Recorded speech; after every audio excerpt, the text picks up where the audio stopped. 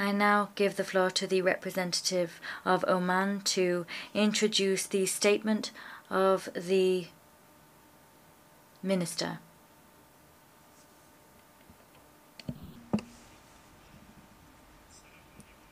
May the peace of God be upon you. Thank you very much. I am honored to introduce His Excellency Mr. Badr bin Hamad bin Hamood Albusaidi, the Foreign Minister of the Sultanate of Oman, who will deliver the Sultanate's pre-recorded message to this august international body. Thank you very much.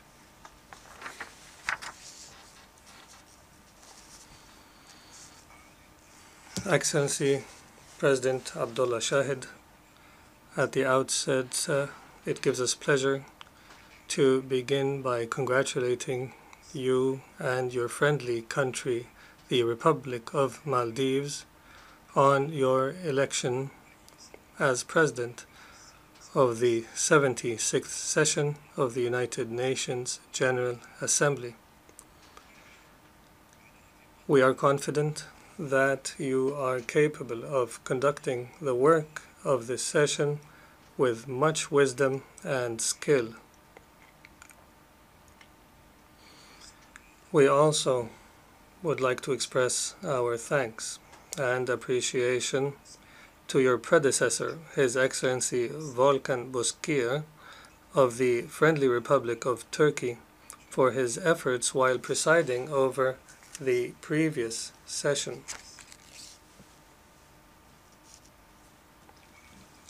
We would also like to place on record our appreciation for the efforts of His Excellency Secretary General Antonio Guterres, wishing him every success in his second term of office and assuring him of the Sultanate of Oman's continued cooperation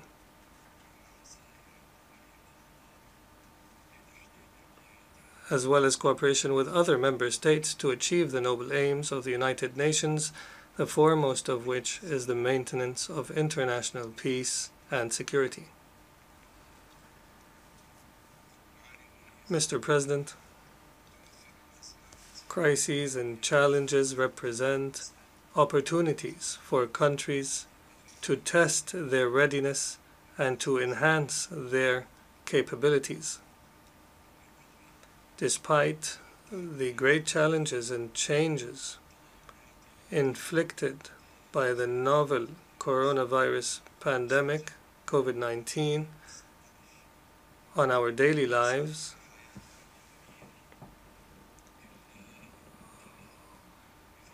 but by the grace of God, this has not discouraged us from confronting those challenges and addressing their repercussions and working towards recovery. In the Sultanate of Oman, the availability of vaccines had a great impact in strengthening our national efforts to address this pandemic and in consolidating hope for its elimination and for the gradual return to normal life. My country has been able, through preventive measures and a national vaccination campaign for all targeted age groups, to limit the spread of the pandemic and to reduce the number of infections and deaths, as well as the rate of hospitalization, which has enabled the return of economic, social, and commercial activities to normalcy, and has also enabled the opening of all travel and movement ports while implementing the necessary preventive measures. While we continue our efforts to confront this pandemic, we call on the international community to enhance cooperation and solidarity.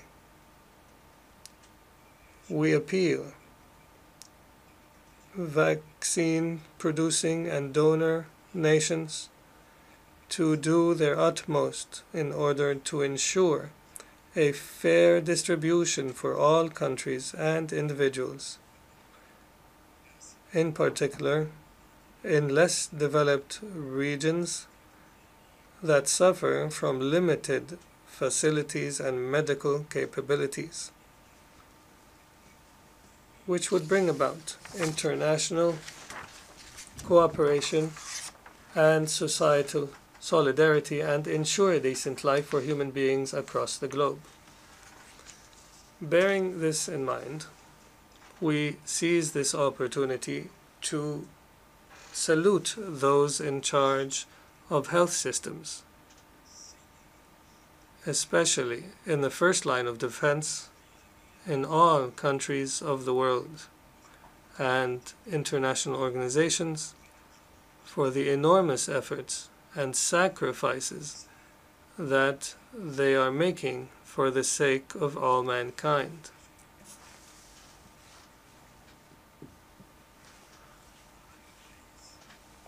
Mr. President, under the wise leadership of His Majesty Sultan Haytham bin Tariq, the Sultanate of Oman continues to adhere to the established and main principles of its foreign policy.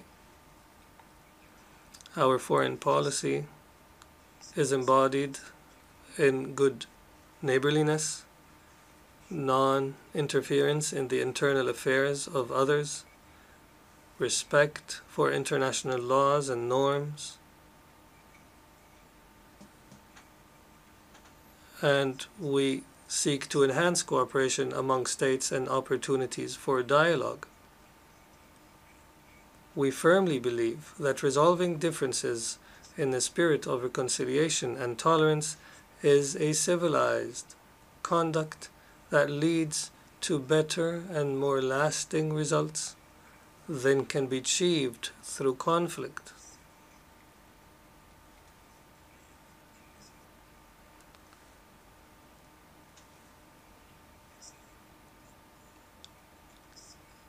In simple terms, dialogue is better than war.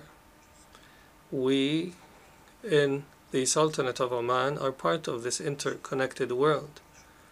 We share interests and destiny with the people of the world. We rejoice for people's contentment and grieve for people's impairment. Therefore, we strive with our full energy and capacity to contribute in assisting peace issues at all regional and international levels. We are committed in our positions to honesty, objectivity, steadfastness. We base our positions on our values and principles, as well as a balanced and constructive approach in dealing with all issues. On this basis, my country has welcomed and supported the positive developments that resulted from Al-Ula summit that was held in the Kingdom of Saudi Arabia, as well as the success of the reconciliation efforts led by the brotherly state of Kuwait.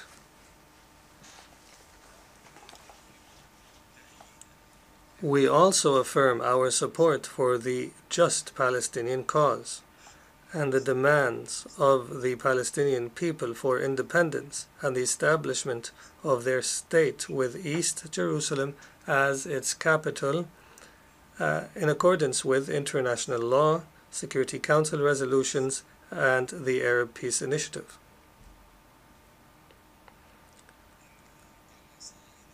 With respect to the Yemeni crisis, my country is continuing its tireless endeavors and working with the brotherly Kingdom of Saudi Arabia as well as both the United Nations and the American envoys for Yemen and the concerned Yemeni parties in order to end the war through a comprehensive and permanent ceasefire on all sides and fully resuming humanitarian efforts in order to provide the needs of our brothers in Yemen, in particular in the areas of medication, healthcare, food, fuel, and housing. We join our voice with everyone who believes in the inevitability of reaching a comprehensive political settlement to the existing crisis in a way that restores security, stability, and normalcy to the brotherly Yemen while maintaining the security and interests of the countries of the region. We would also like to express our hope that the Vienna talks on the Iranian nuclear program will lead to the desired consensus among all parties, because we firmly believe that this will be in the interest of the region and the world. Like the rest of the world, we have followed the recent developments in Afghanistan. We would therefore like to express our hope that all Afghan parties will work for reconciliation and will prioritize the higher interests of the Afghan people and the people's aspirations for security, stability, economic and social development, and building positive relations with regional neighbors and the international community.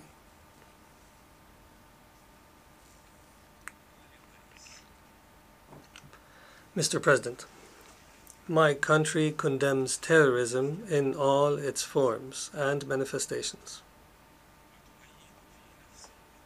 And at the same time, we support efforts and strategies to eradicate this haunting menace that contradicts religious and human values and morals, and which threatens security and stability in the entire world.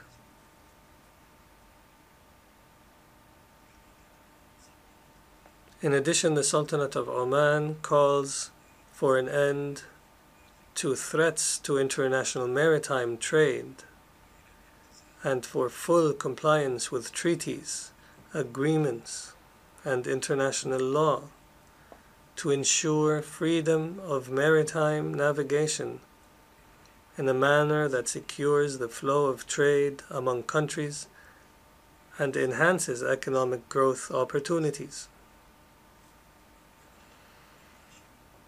We call upon all member states to fulfill their commitments undertaken through treaties and agreements related to disarmament, and in particular, agreements and treaties relating to nuclear weapons and other weapons of mass destruction, in order to ensure global stability.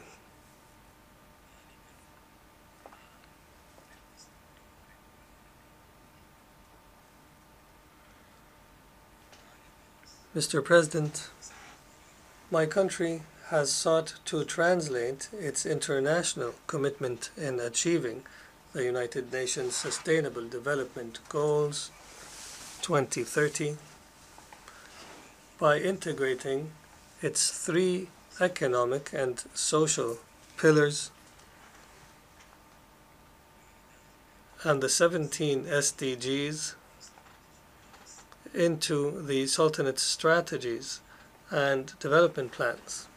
We also consider those SDGs a key component of the Oman Vision 2040 and its implementation plans.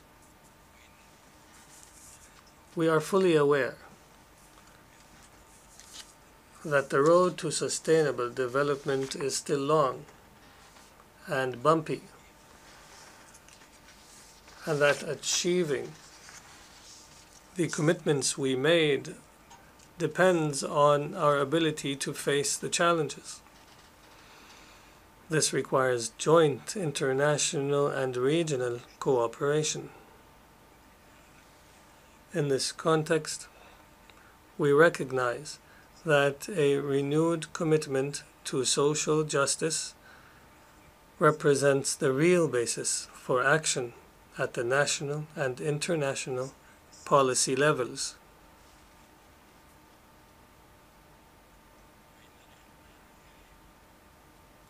We therefore welcome and support the investment and economic diversification programs, which are among the priorities of development plans in the Sultanate of Oman, thereby contributing to the maximization and dissemination of benefits and opportunities for our partners and society.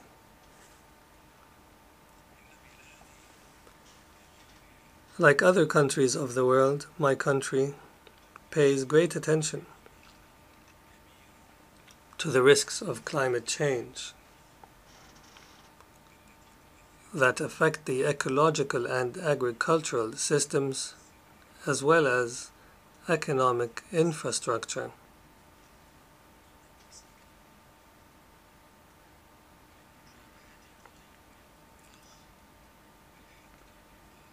Hence, to confront climate change and limit its increasing effects, the Sultanate of Oman has implemented its draft national strategy for adapting to climate change and mitigating its effects. The strategy includes reports on the expected impact of the most important sectors of development and the appropriate adaptation measures for these sectors. My country recently submitted its second nationally determined contributions report to mitigate greenhouse gas emissions.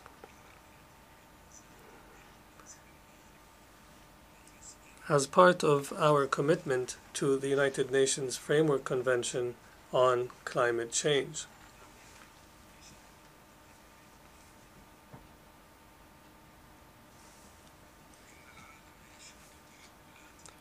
The world is witnessing new transformations as a result of scientific and technological progress, which calls on us once again to emphasize the importance of strengthening global partnership in this field.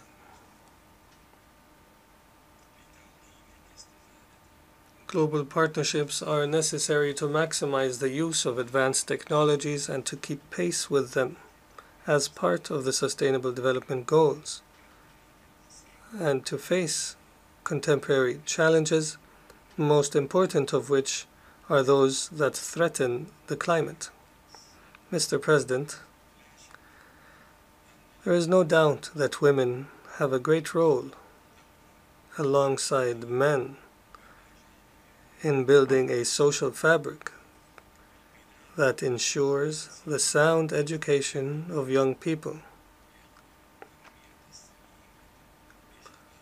The young people on whom the hopes of nations are based.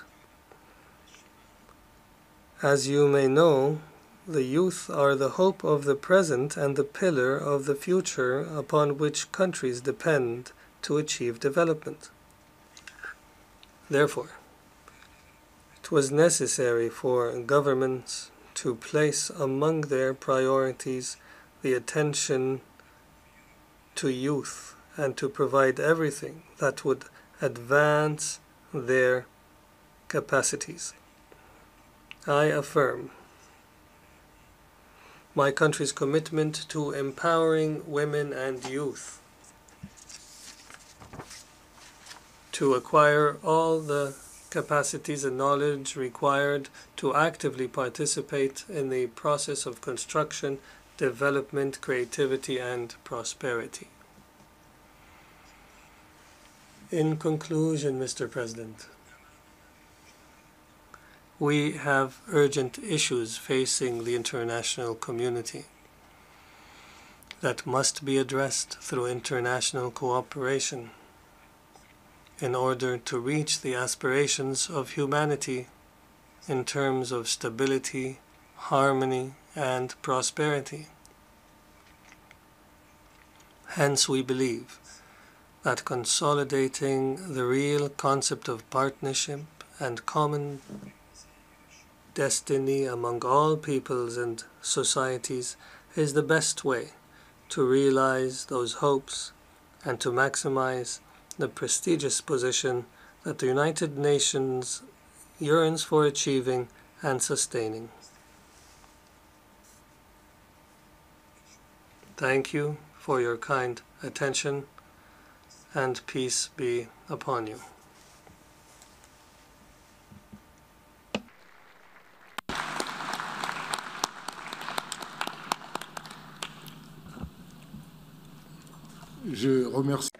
I thank the Minister for Foreign Affairs of Oman for the statement just delivered.